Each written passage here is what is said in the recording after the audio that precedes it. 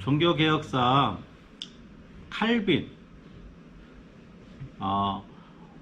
이분은 프랑스인이라서 뭐 어떻게 부르냐 칼빈이라고 부르는 분도 있고요, 칼뱅이라고 하시는 분 있어요. 불란서 발음은, 프랑스어 발음은 칼뱅이라고 합니다.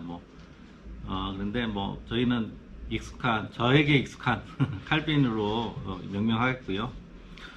이분은 프랑스 태생입니다.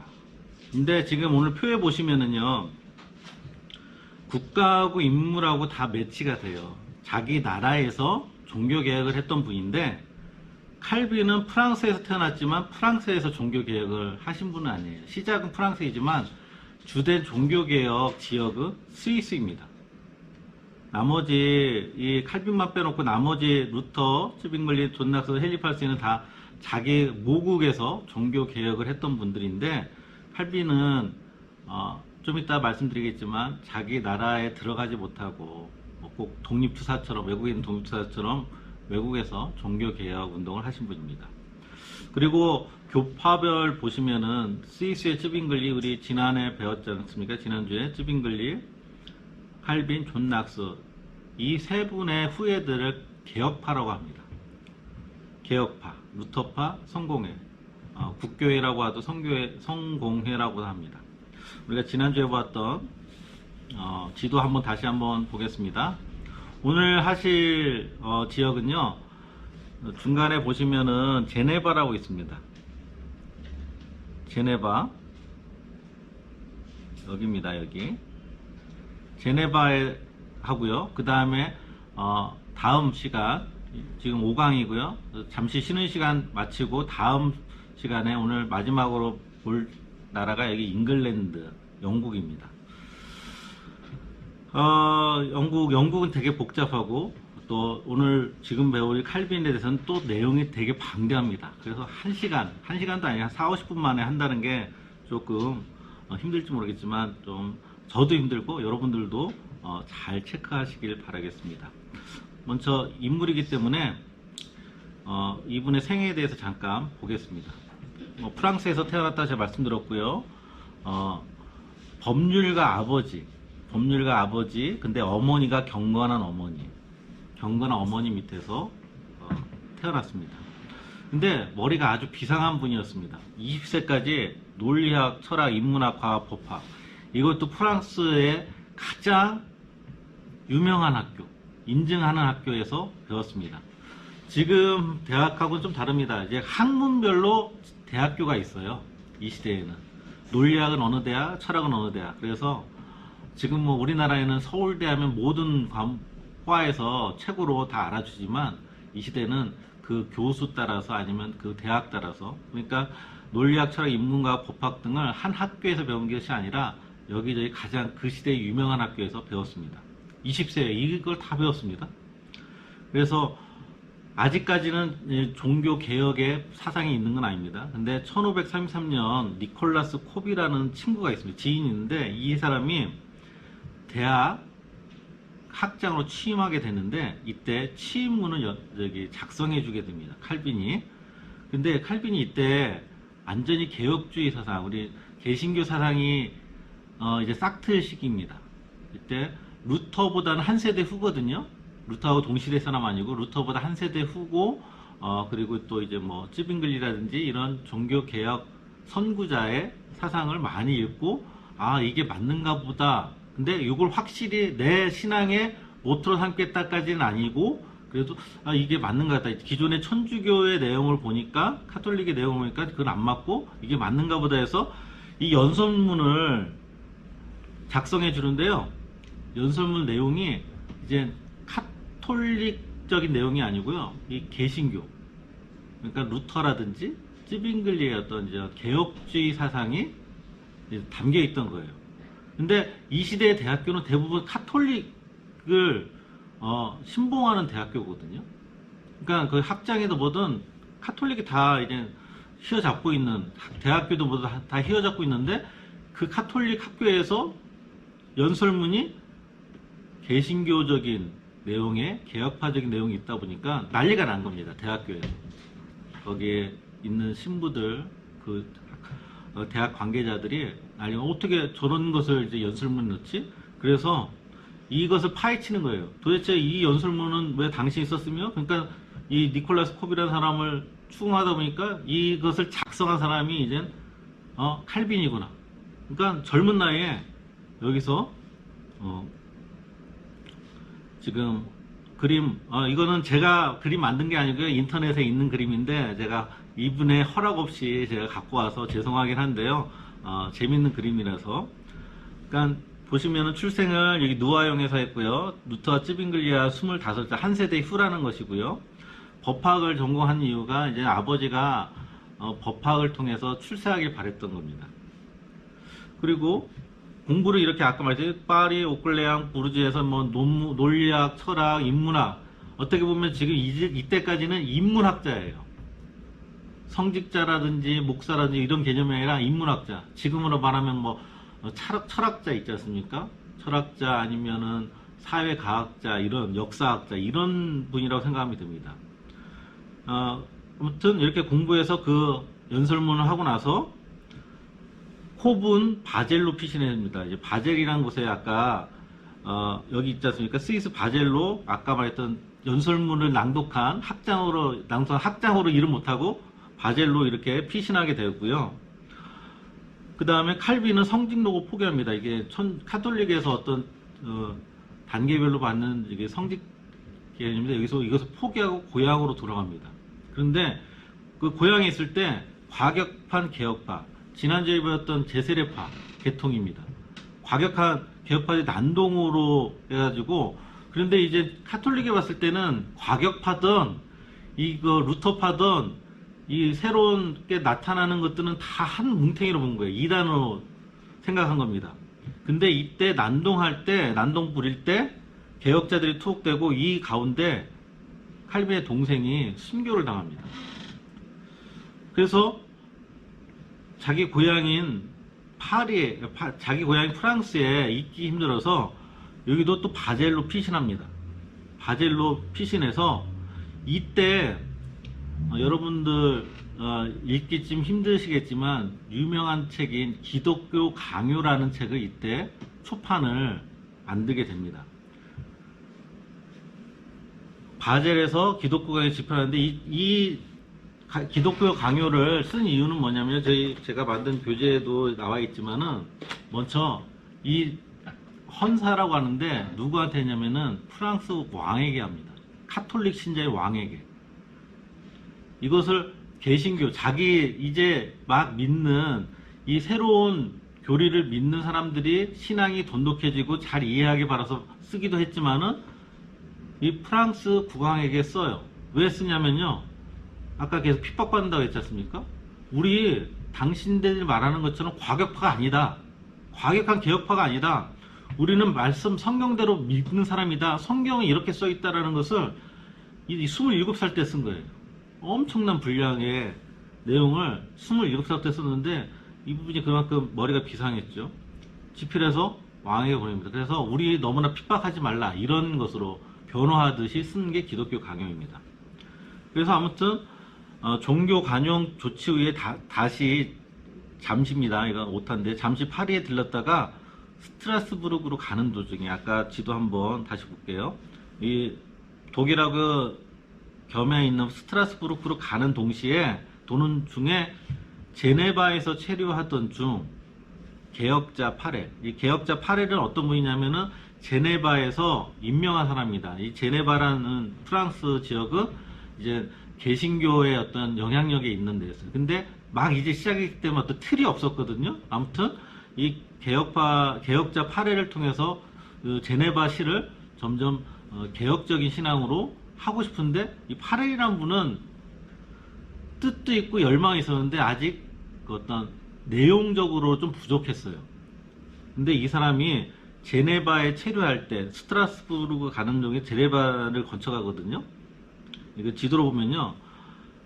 이렇게 하면 바로 가잖아요, 지금요. 근데 여기 바로 못 간 이유가 여기에서 이제 뭐 전쟁 같이 이제 있었습니다. 그러니까 여기를 통과하다 보면 전쟁 지역을 통과하다 보면 잘못하면 위해를 받을까봐 이렇게 돌아가는 거였거든요. 그래서 여기 머물었는데 여기 머물렀을 때 아까 말했던 파렐이라는 사람이 여기서 지금 이 도시를 개혁적으로 일하고 있는데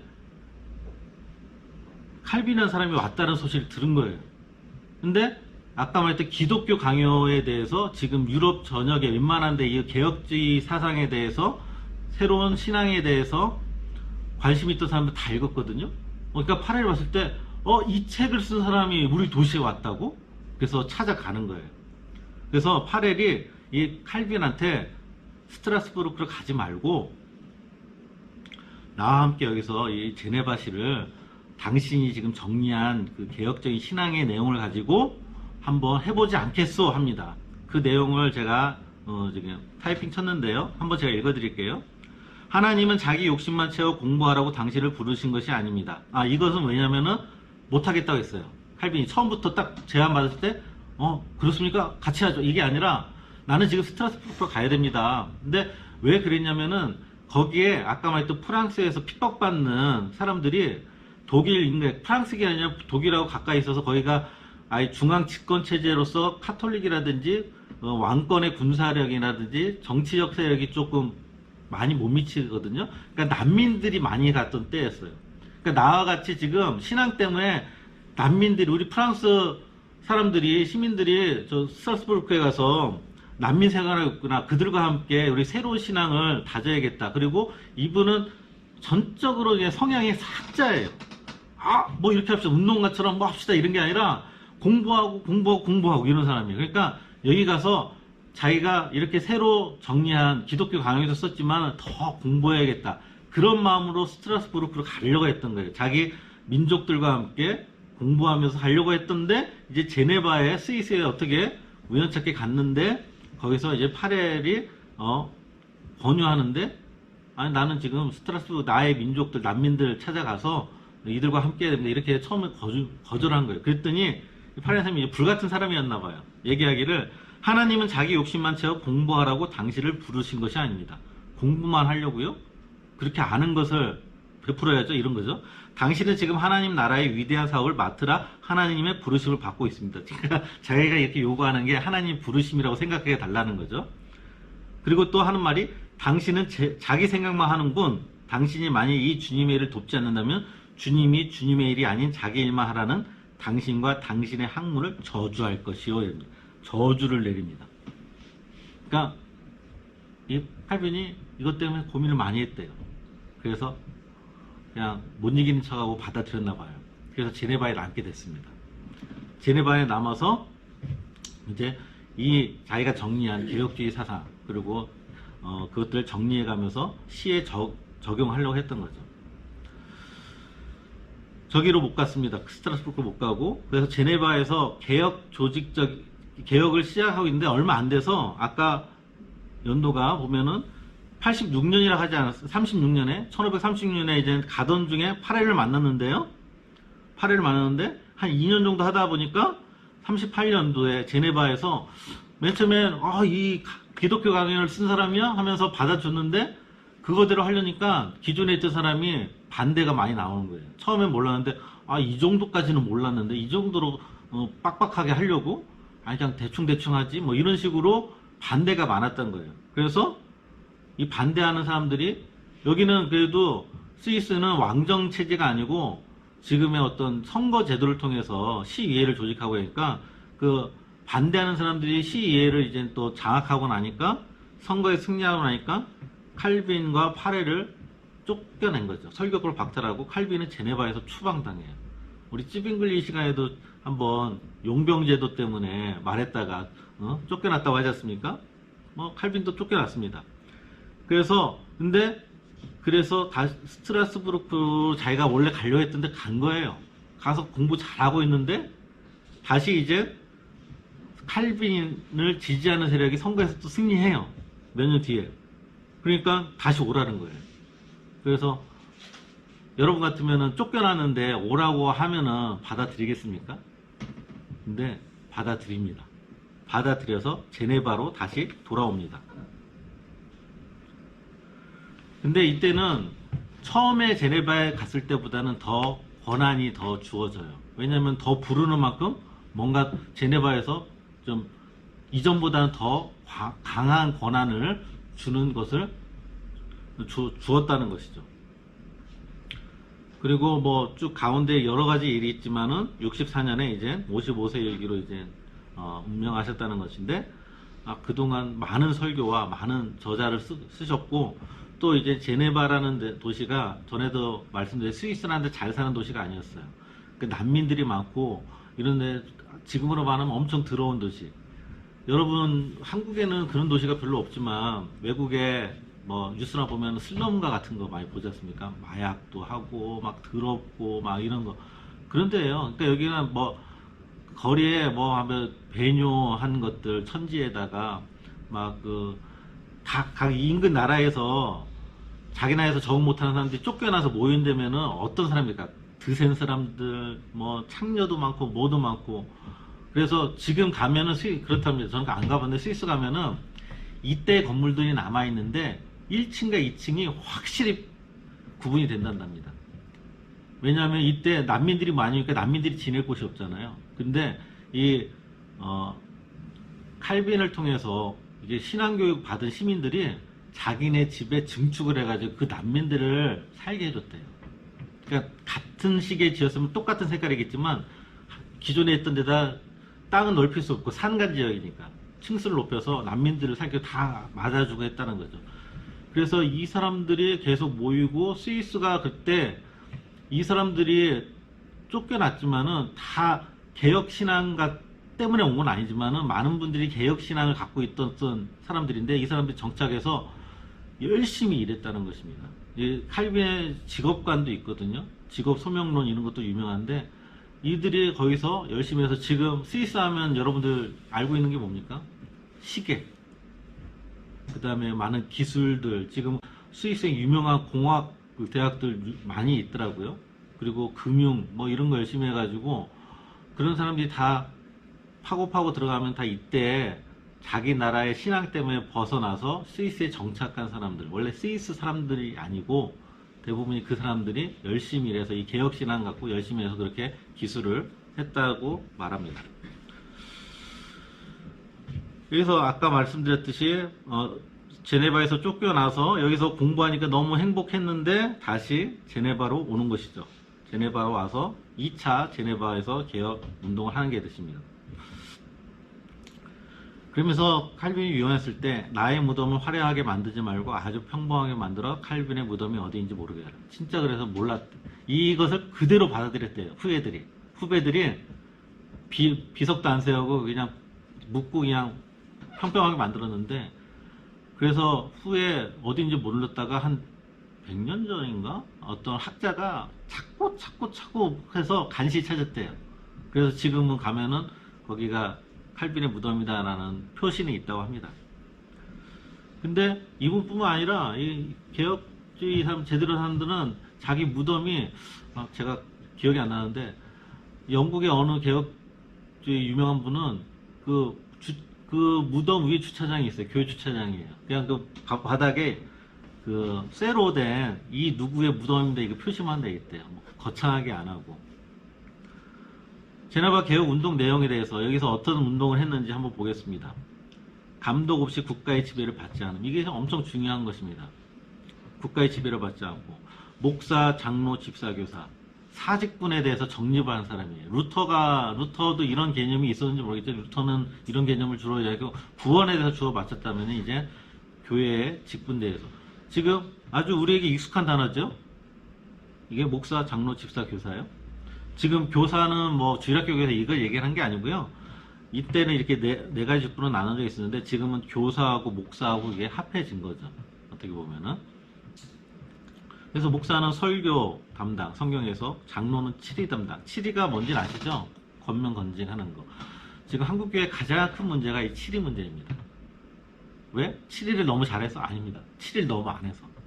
왜 안 할까요? 그러니까 치리라는 것은 뭔가 처음에는 경고, 그 다음에 경고해도 잘 안 되면은 교회에서 나오지 말라 하는 거죠, 어떻게 보면. 근데 뭐 우리가 치리한다고 해서 옛날 카톨릭처럼 막 화형시키고 막 출교하고 이건 아니거든요. 다만 뭐 강해야 수찬 정도, 그러니까 성찬식에 참석 못하는 정도인데 그것도 과거에는 엄청난 징계였죠. 근데 지금은 뭐 그거 별것도 대수롭지 않게 생각하는 것도 있지만 지금 왜 7위가 문제냐? 왜 못할까요? 과거에는 이렇게 엄격하게 했는데 왜 지금 못할까요? 뭐 이런 내용이 바뀐 것도 없는데. 단순하게 생각하시면 됩니다. 이때는 교회로 옮긴다는 게 상상도 못했습니다. 내가 어떻게든 여기서 고침받고 그 교육자에 대해서 이분들에서 전적으로 신뢰도 했지만은 또 이들이 나를 사랑해서 이렇게 말해주는 거다, 충고해주는 거다, 그런 믿음 하에 그렇게 했지만 지금 그런 것도 허물어진 게 있지만 전제를 깐다면은 다 사랑한다고 하고 다 올바른 얘기를 한다 할지라도 교육자들이나 당회에서 올바른 얘기를 한다 할지라도 과거에는 내가 이 교회에 나와서 다른 교회 간다는 거 생각도 못했어요. 그 도시가 한 교회인데. 근데 지금은 나한테 좀 거슬리는 얘기만 하면은 옆교회 가는 거 문제가 아니죠. 얼마 전에 여담이긴 하죠. 얼마 전에 제 동기 목사님하고 전화를 했었어요. 목포에 담임 목사가 되셨거든요. 근데 그 동기 목사님도 그렇고 저도 그렇고 이제 서울에서만 살다 보니까 근데 서울에서 여기는 뭐 조금 분위기가 다른 것 같아요. 대구도 마찬가지고 지방 수도권 벗어나면 다 비슷한데 만약에 이런 대구도 대도시라고 할 수 있는데 목포는 더 적잖아요. 한 인구가 10분의 1 정도 될까요? 근데 교회로 옮길 수 있을까요? 옮길 수야 있죠. 근데 목포시에 다 소문날걸요? 대구? 여기 뭐 문제 일어서 어디 모를까요?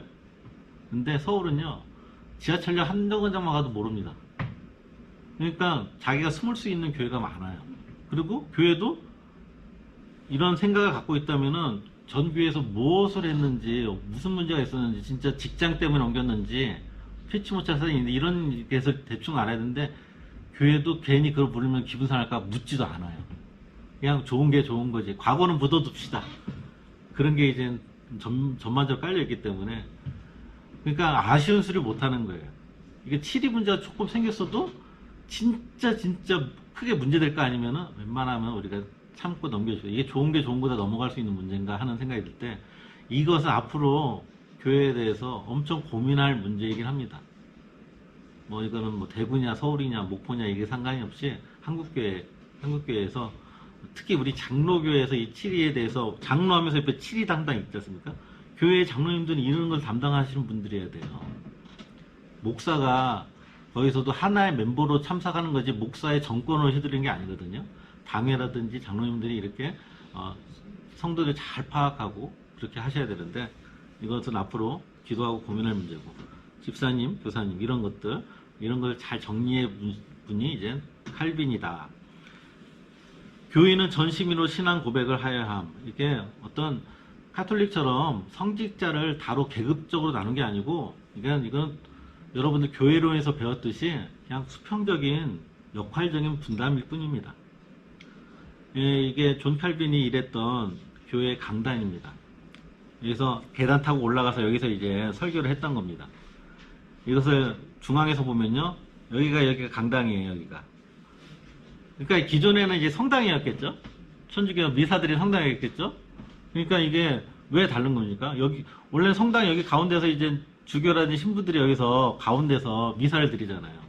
근데 이게 개혁이 되고 나서는 설교가 중요한 거예요. 미사가 설교로 대처된 거습니까? 그러니까 중앙을 바라보고 신부를 바라보고 주교를 바라보는 게 아니라 여기 와서 나를 바라보라는 게 나 잘 바라보라고 위에 상단에 간 게 아니라 소리가 잘 퍼지라고 이 말씀이 잘 들리라고. 그러니까 가운데 우뚝 쓴 게 아니라 옆으로 빠져서 나는 옆모습만 봐도 돼. 나 설교자 그렇게 볼 거 없어. 이 말씀을 잘 들어. 그 어떤 구조를 여기다 처음부터 만약에 교회를 해서 제안되면 이렇게 아예 안 만들었겠죠. 근데 성당을 개조하다 보니까 이런 게 있는 거고. 그래서 예전에 우리 한국교회 특히 이제 초창기 교회는 강단이 높았지 않습니까? 요즘 강단이 많이 낮아집니다. 강단이 높은 게 목사님을 우러러 보려고 그런 게 아니라 마이크 시설이 없었잖아요, 과거에. 그러니까 잘 퍼지라고 뒤까지. 근데 지금은 마이크 시설 잘 됐고 음향 시설 잘 돼 있으니까 그러니까 웬만하면 목사님하고 성도님들하고 회중의 눈높이를 맞춰서 낮추는 겁니다. 그게 어떻게 형태적으로도 좀 시대적으로 변하는 게 있습니다. 아무튼 어찌됐든 이때부터 말씀이 중요하다. 이렇게 교회의 어떤 건물 형태로도 알 수 있는 것입니다. 평의의 조직, 목사 5인, 장로 12인. 이게 평의의 조직, 시 조직이거든요. 그러니까 시 조직에 목사가 끼어 있는 것입니다. 그리고 사업도 했습니다. 그래서 여기서 빈민들이 많이 사는 이 도시를 확 바꿔놓은 것입니다. 여러분 유튜브 보시면은 이거 종교하고 상관없지만은 그 어디 미국의 어떤 고등학교인가 중학교인가 확 변했다고 빈민 슬럼가에 근데 한국식 교육을 정착해서 바꿨다 이런 얘기가 나와요. 뭐 거기서 뭐 태권도도 가르치고 뭐도 가르치고 한국식으로 먼저 이제 교사들한테 예를 갖추고 뭐 이런 것 때문에 애들부터 교육되니까 그 도시가 한 몇십 년을 확 바뀌었다고 해서 뭐 그런 게 유튜브 짤 정도 나와 있는데 이게 교육이란 게 그래서 중요한 것 같습니다. 그 도시가 어떤 지역이 바뀌려면은 돈을 투입하는 것보다 교육입니다. 교육하다 보니까 그 제네바라는 시내가 그때 유럽 시대는 가장 못 사는 곳이었는데 지금 그때부터 점점 변해서 지금은 아마 거기가 거의 8만 불인가요? 뭐 이 정도 되던 것 같아요. 국민소득이 아직 스위스 그렇게 되고 있습니다. 뭐 잘 사는 거 하는 거 복 받은 것 다 얘기를 한 건 아니지만 아무튼 그게 기반이 됐다는 것이고요. 통치 이념이 있습니다. 통치에 따라서 칼빈이 어떤 정치적인 우두머리가 된 건 전혀 없습니다. 그냥 하나의 멤버일 뿐이고 이런 기초적인 내용들을 제공한 것이죠. 제네바에서 기독교적 이상을 현실적으로 실현하고자 했습니다. 기독교 국가를 만든다는 것보다는 기독교 공동체라고 보는 게 낫습니다. 이 지역이 기독교적으로 사람들이 살아가고 그리고 교회와 국가의 상호 밀접한 관계, 협력, 주지, 시민의 요리문답을 그러니까 그 시민이 되려면은 믿든 안 믿든 그 요리문답을 한 번씩은 배워야 되는 거죠. 도덕, 법질서 강조, 경제적으로 번영을 위해 상공음을 장려했습니다. 잘 사는 게 중요하다 이게 아니라 열심히 살면은 먹고 산다는 거예요. 지금 서점에 책 제목은 제가 생각나는데 지금 경제 이게 분야에 베스트셀러가 있다고 합니다. 한국 사람이 지은 건데 어떤 아버지인데 그분의 철학이 뭐냐면은 이 자본주의 사회에서 부자는 되지 못해도 열심히 살면은 중산층 이상을 간다는 것을 자기가 몸소 보여주는 그래서 자기는 20년 된 SM5를 몰고 다닌대요. 돈이 50억 있으면서도 S5 왜냐면 내가 그랜저나 이런 외제차를 몰라서가 아니라 그거는 소비 중에 가장 저차원적인 소비라는 거예요. 자기 충족적인 실질적으로 필요한 거 이상으로 쓰는 것은 아니다. 그렇게만 하면은 굶어 죽지 않은 정도가 아니라 어느 정도 사회에서 인정받는 자산가가 되는데 대부분 이제 한국 사람들이 허세로 인해서 별 없는 소비를 한다는 거죠. 그러니까 칼빈도 이런 것을 청빈과 함께 열심히 사는 것에 대해서 직업관에 대해서 철저하게 가르쳤던 겁니다. 종교교육도 하고요. 그리고 제네바 대학이라고 이걸 설립합니다. 여기서 신학교육 근데 지금의 신학교가 다릅니다. 이때 신학은 철학, 뭐 인문학, 언어 그러니까 종합대학처럼 다 가르쳤던 때예요. 그리고 제네바 종교개혁자들의 은신처 그리고 종교개혁 운동의 90점 이 제네바 대학 때문에 이 유럽 전역에 개혁파의 어떤 산실이 된 학교입니다. 영향이 있습니다. 스위스 주변 유럽 난민이 모이는 도시 유럽의 낙후된 지역 중 하나였는데 이제 바뀌었다는 거 방금 말씀드렸고 엄격한 기준을 제시했고요. 이자율에 대해서도 4%로 정합니다. 고리로 받지 말라는 거예요. 그러니까 어려우면은 참 우리나라도 그렇지 않습니까? 어려우면은 사채 빌려 쓰고 엄청난 이율에 돈을 빌려 쓴다고 하지 않습니까? 누구든 어려울수록 더 저리로 해야지 더 갚을 수 있는데 지금 그런 것처럼 제네바의 어떤 정치나 뭐 경제나 이런 게 안 잡혀 있으니까 자기 마음대로 했던 것들을 이렇게 시위를 통해서 4%로 정합니다. 이게 정착이 되다 보니까 지금 스위스 하면 또 유명한 게 스위스 은행들 아닙니까? 많은 자기 자산가들이 자기 재산을 맡기는 데가 스위스 은행입니다. 철저하게 지켜줘요. 용병, 목숨 걸고 용병이 했던 것처럼 스위스는 자기 고객이 맡긴 돈에 대해서 철저하게 비밀에 붙이고 지켜줍니다. 그때 아니면 이 시작이 요때라고 대부분 생각합니다. 이때 그 4%에 대해서 이 이자율에 대해서 정신 모든 금융에 대해서 눈이 띄는 것이에요. 어떻게 돈을 긍정적으로 사용할 수 있다는 것이 시민한테 교육이 된 거죠. 난민이 자립하고 아카데미 방금 말씀드린 아카데미 출신 중에 우리 다음 시간에 저희 배울 분 중에 한 분이 존 낙스인데요. 존 낙스가 여기서 교육받은 사람입니다. 스코틀랜드의 종교개혁자거든요. 이 사람이 제네바 학교에 대해서 평하기를 뭐라 했냐면 제네바는 사도시대 이후 지상에 존재했던 가장 완전한 그리스도 학교이다. 이렇게 자기 모교이니까 띄운다고 이렇게 얘기할 수도 있겠지만 이렇게 평합니다. 근데 대부분 사람들이 그걸 인정합니다. 그리고 이 존 낙스가 여기서 배워서 스코틀랜드에 가서 사역을 하는데 스코틀랜드의 영향이 존 낙스하고 이게 대립관계였거든요. 그러니까 존 낙스를 좋아해서 하는 게 아니라 존 낙스에 대해서 대립관계에 있었던 그 메리 여왕이라는 사람이 이 존 낙스의 기도는 10만 대군보다 무섭다. 그렇게 이제 신앙교육을 잘 받았다는 것이고 철저하게 지키면서 적용하려 했던 것입니다. 이 칼빈에서 아주 짧게 제가 한 겁니다. 좀 더 할 것도 있겠지만은 그 기본적으로 여기고요.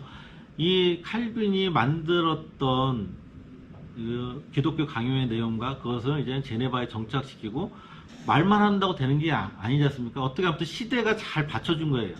시의회가 조성됐다는 것만 해도 참 그 이전에 시의회라는 게 없죠. 분주제고 그러니까 왕이 왕 마음대로죠. 그런 유럽 세상에 이제 시의회가 되고 뭐 이렇게 약간의 완전히 민주적이지 못해도 민주적으로 선거를 하기도 하고 사람들이 모여서 회의에서 토론하고 통과되면 그걸 적용하고 그런 시대에 칼빈이 나왔다라는 거죠.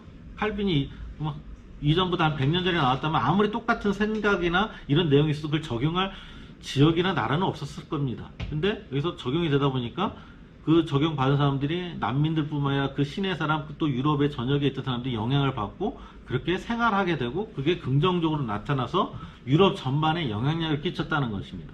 그거에 대해서 이제 역사학자들이나 유럽의 많은 그 전공학자들이 말한 게 많은데요.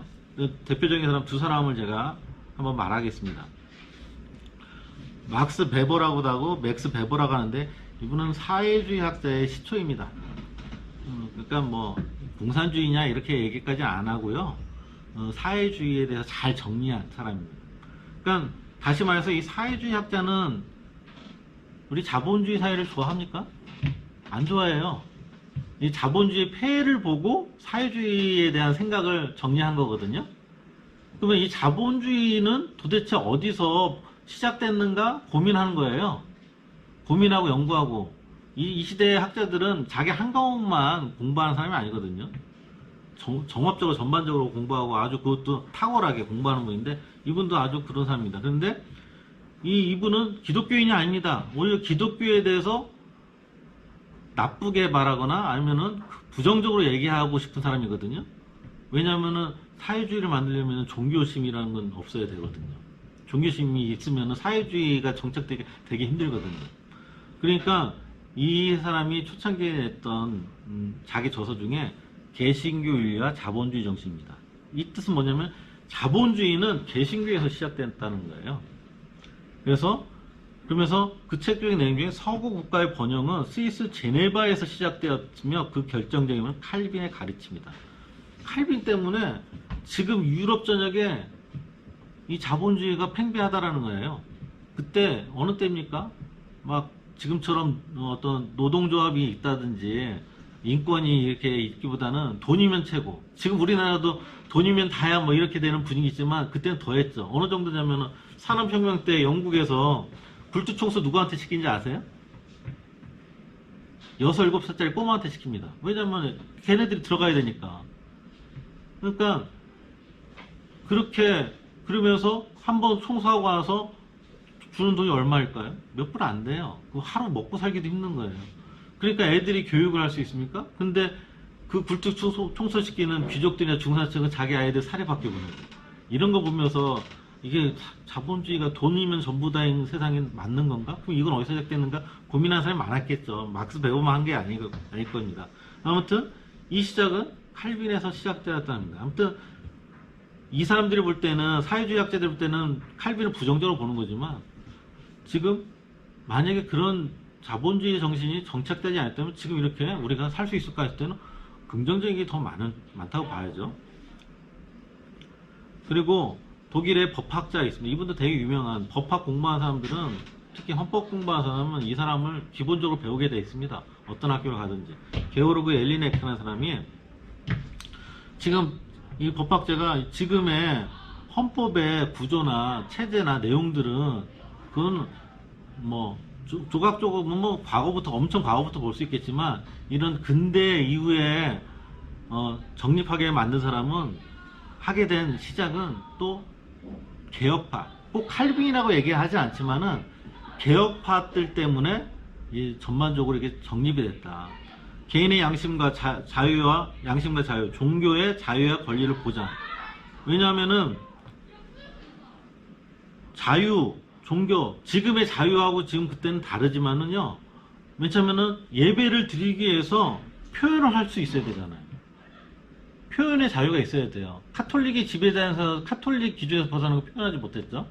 표현의 자유, 예배, 모임의 자유, 전도, 집회의 자유, 교육, 내가 신앙교육의 자유, 집회, 자녀 여행. 왜냐면 전도하려면 여행을 마음대로 할 수 있어야 되잖아요. 선교하려면은. 시대에서 벗어나지 못한다. 그게 안 되잖아요. 근데 이런 것들이 먼저 종교의 자유, 그러니까 칼빈과 개혁파들이 자기네 신앙에 정착을 해서 신앙적으로 시작했지만, 그게 여파가 각종의 분야에서 자유와 권리로 나왔다는 것입니다. 그걸 더 요약하면은, 먼저 언론, 루터라든지 칼빈이라든지 어떤 서적 같은 거 맨 처음에 이단이 만들었다가 다 없애거나 출간한 사람들, 이때는 뭐 이전 종교개혁 이전에는 라틴어 성경을 번역만 해도 화형시키는 거잖아요. 그럼 출판도 못했던 건데, 출판, 언론, 이게 자유가 보장돼야 우리 개혁 신앙에 대해서, 개혁파 신앙에 대해서 제대로 책이라도 만들 수 있고, 그다음에 계약, 결사, 이런 것들 다 그 과거에 카톨릭 밑이라든지 아니면 왕정국가 밑에 있었던 것들 자유를 얻어야지만 됐던 겁니다. 그러니까 지금의 자유는 이 종교개혁 시대에 우리 개신교의 자유를 얻기 위한 운동의 산물로, 또 부산물로 안 믿는 사람도 혜택을 보는 거예요. 우리가 교회에서 기도하고 할 때 우리 기독교인들이 기도함으로써 안 믿는 사람까지도 복을 받는다 하잖아요. 그런 원리하고 같습니다. 그리고 종교의 자유는 근대 초기의 헌법의 어머니들. 그러니까 이 종교의 자유를 종교의 자유라는 이 개념이 개신교, 개혁파로부터 시작됐습니다. 그러니까 이것이 지금 현대 국가의 헌법들의 기초가 됐다는 거예요. 지금 그것을 지금 우리 전 세계에 왕정국가가 있긴 하지 않습니까? 근데 왕정국가이지만 내용은 대부분 민주주의죠. 왕정국가면서 민주주의 아닌 데는 대부분 그 아랍권에 주로 있죠. 아랍권이나 못 산다고 해서 죄송하지만 동남아시아 몇 개국이나 뭐 이제 중앙아시아 몇 개국 이 정도지, 대부분 뭐 예를 들면 영국의 여왕도 있는데 거기가 민주주의 국가가 아닙니까? 아니지 않습니까? 뭐 유럽에 아직도 입헌군주제도 있고 공화정이 아닌 데도 있는데 다 민주주의를 추구하고 살고 있습니다. 왜냐하면 이 종교개혁의 산물이에요. 개혁파의 산물이죠. 이렇게 일반 학자들, 그러니까 우리 개신교의 기독교 신학자들이 평가한 게 아니라 일반 학자들이 이 개혁파들의 영향이 이 정도로 지대하다라는 거예요. 그러니까 지금 학자들은, 특히 개신교를 싫어하는 사람들은 이것을 되게 이 영향을 축소하려고 그래요. 오히려 그리고 또 흠집을 잡으려고 해요. 이게 근데 일반 학자들뿐만 아니라 우리하고 교파가 다른 사람들은 칼빈을 흠집냅니다. 여러분들 유튜브에서 한번 살인자 칼빈 한번 찾아보세요. 엄청 나올 겁니다. 칼빈이 제네바 여기 했을 때 막 자기네 개혁주의 신앙을 안 받는 사람들을 죽였다라는 거예요. 화형시키고 사형시키고 이랬다는 거죠. 근데 그 말이 안 되는 게, 아까 말씀 시의회의 한 멤버이거든요. 자기가 뭐 김정은도 아니고, 예? 독재자도 아니고, 저 이단 바로 죽여, 이렇게 한다고 그 시에서 죽이겠습니까? 그리고 아까 말씀 이 제네바는 한 종교만 있는 게 아니라 여기저기서 모인 사람들인데 그런 거 함부로 할 수가 없는데요. 아까 그리고 또 쫓겨났다고 했지 않습니까? 쫓겨나서 다 들어오면서 무력으로 정복한 게 아니에요. 그냥 어떻게 보면 그냥 제네바시에서 청빙 받은 거지 않습니까? 그런 사람이 칼빈이 죽였다 말았다 이런 게 아닙니다. 칼빈은 웬만하면은 그러지 말길 바랬는데 시의회에서 그 시의회에서 할 때 이건 아니다 싶은 거죠. 그리고 잘 생각해 보시면은 이때가 1500년대거든요. 우리나라 1500년대는 어땠습니까? 이 시대, 이 제네바 말고 다른 나라 1500년대는 어떤, 그때는 뭐 묻고 다시고도 없어요. 그렇지 않습니까? 뭐 다 왕 마음대로 아니면 성주 마음대로 그런 세상이었는데 그럴 때 이런 내용이 나왔다는 것만 해도 엄청난 거죠.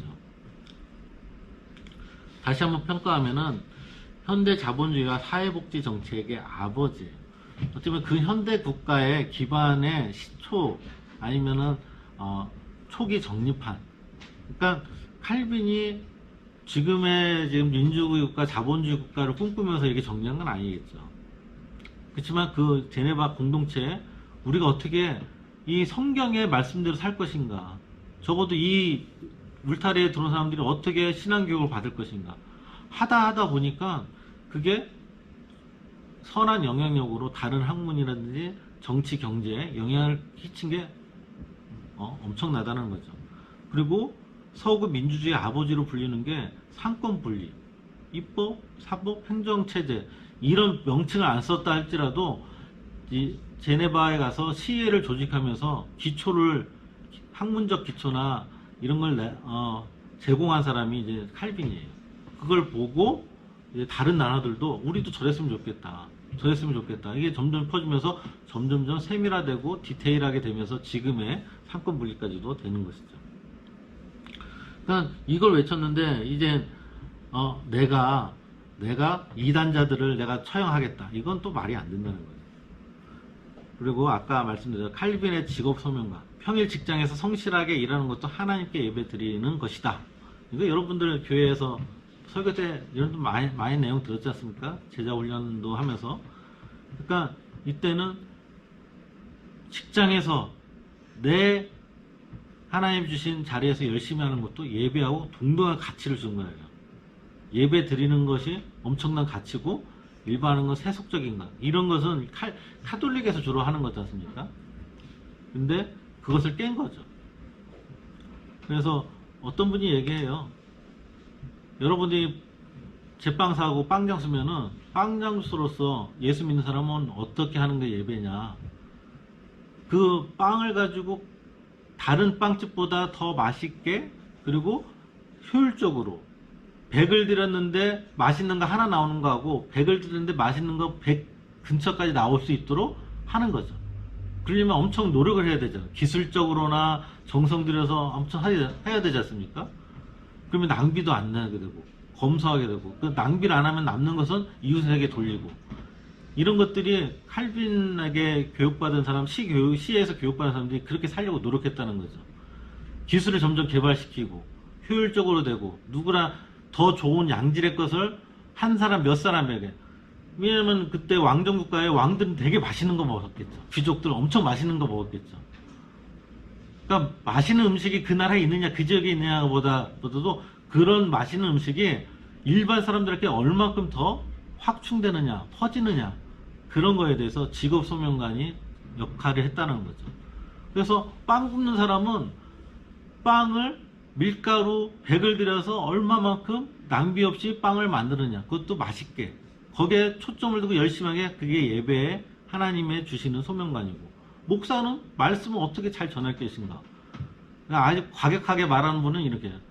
똥 푸는 사람은 똥 풀 때 흘리지 않고 냄새도 퍼지지 않게 푸는 방법을 연구하는 게 그게 자기 예배 직업 소명관에 맞는 마음가짐이라는 거예요.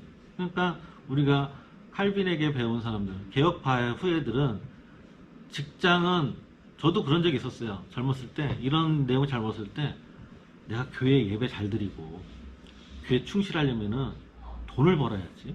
그러니까 직장은 내가 돈만 버는 데야. 돈만 버는 데니까 그들하고 어울리지 말아야지. 이런 생각까지 했어요. 근데 점점 생각이 바뀐 게 뭐냐면은 배워서도 있지만은 직장 생활 하다 보니까 바뀌더라고요. 직장 생활에서 일 잘하는 사람이 있어요. 아, 저 사람 너무 딱 부러지게 일 잘해. 그렇지만 전혀 그 직장 동료하고 사귐이 없어요. 그런 분들 중에 많은 분들이 기독교인들이 많아요. 새벽 기도에 딱 가고 직장에 딱 정시 출근해서 딱 끝나면 나는 교회 모임 가야 돼. 안 어울려. 못 어울려. 그리고 얘기의 주제도 별로 없어요. 그렇다고 막 그들과 회식 가고 막 이러는 거 아니잖아요. 근데 어느 틈에 직장 10년 다니면 뭐합니까? 그렇게 인식되면은 접촉점이 없고 공유할 게 없기 때문에 전도의 영역이 별로 없는 거죠. 근데 그들과 함께 있으면서 거기가 예배니까 교회에서 뭐 하는 것만이 진짜 귀중하고 그게 가치 있다고 생각해서 여기는 그냥 내가 세상에서 교회 생활을 위해서 돈을 버는 곳이라고 생각하게 직장을 생각하면 큰 오산이라는 거죠. 직장에서의 전도는 여러분들 많이 배웠겠지만은 그겁니다. 오랜 기간, 가족들도 오랜 기간 필요하지만은요, 직장도 마찬가지입니다. 직장 사람들이 아무 생각 없이 옆 사람 안 볼까요? 보지 않습니까? 저 사람은 나하고 비슷하게 수입이 있는데 왜 이렇게 검소하지? 저 사람은 나하고 비슷하게 집안에 어려움이 생겼다고 아는데 어떻게 그걸 극복했지? 그러다 보면은 그게 생각이 있다면은 나중에 자기가 어려워지고 자기가 뭐 소비하고 이런 것이 뭔가 공허하다고 할 때 묻는 거죠. 아, 나도 집안에 이렇게 어려운 일이 있었는데 당신은 그 어려웠을 때 어떻게 극복했습니까? 아니면 나는 이렇게 돈을 벌어서 이거 사고 저거 사고 해도 이게 사보니까 돈도 모질라지만은 이제는 뭐 별로 그렇게 기분도 안 좋아요. 근데 당신은 나하고 비슷하게 버는데 어떻게 그렇게 기쁘게 아무렇지 않게 별거 아닌 거 쓰면서도 기쁘게 살죠? 이렇게 물을 수 있을 수도 있고 묻지 않더라도 그게 궁금증을 갖게 되면 그게 전도의 토양이 된다는 거죠. 그러면 어느 틈에 가서 내가 직장에 어떤 교회 다니는 사람이 그렇게 살았는데 아, 그것 때문에 그렇군요. 나중에 어떤 하나님의 경로가 있다면 접촉점이 될 수 있다고 생각하거든요. 그래서 소명관이라는 것은 직업에 대해서 이것도 하나님이 주신 자리고 하나님이 주신 자리 열심히 살다 보면은 하나님께서 또 만날 사람 만나게 해주는 거예요. 그래서 바울 사도가 교회를 개척할 때 유럽의 로마 제국 때 산속에 가서 개척 안 했습니다. 산속에 가서 우리끼리 기도 잘하고 성경 잘 보고 신앙생활 잘해야 되니까 우리 이 수도원이나 절 같은데 산속에 가서 우리끼리 공동체 이룹시다. 그러지 않았거든요. 가장 부패하고 가장 사람들이 많고 이런 데 가서 말씀을 전했어요. 접촉점을 찾은 거죠. 어떻게 보면 그렇게 아니더라도 접촉해서 그 사람들한테 진리가 무엇인지 얘기했다는 거예요. 우리가 그러면 직장이 없으면은 만약에 우리끼리 먹고 살 수 있는 자급자족이 된다면은 누구를 접촉하겠으며 누구를 만나겠습니까? 그래서 직업이라는 것은 우리에게 하나님께 주신 전도의 장이라고 저는 생각합니다. 전도라고 따르게 대인전도라고 하고 그러니까 선교하고 하면 잘하죠. 왜냐면은 거기는 나를 아는 사람이 없어요. 그때 한 일주일 아니면 며칠 선교 잘하면 신앙 좋은 색깔로 은혜 받고 막 열정적으로 하면 되잖아요. 근데 거기서 떨어지면은 어떻게 됩니까? 또 시물러지죠. 그러니까 평사시 때도 균형 있게 잘해야 되는 게 어찌 보면 우리 소명관에도 녹여 있다고 생각됩니다. 지금 5강이거든요. 5강 마치고요. 2시까지 쉬시고요. 또 나머지 마지막 6강 하겠습니다. 감사합니다.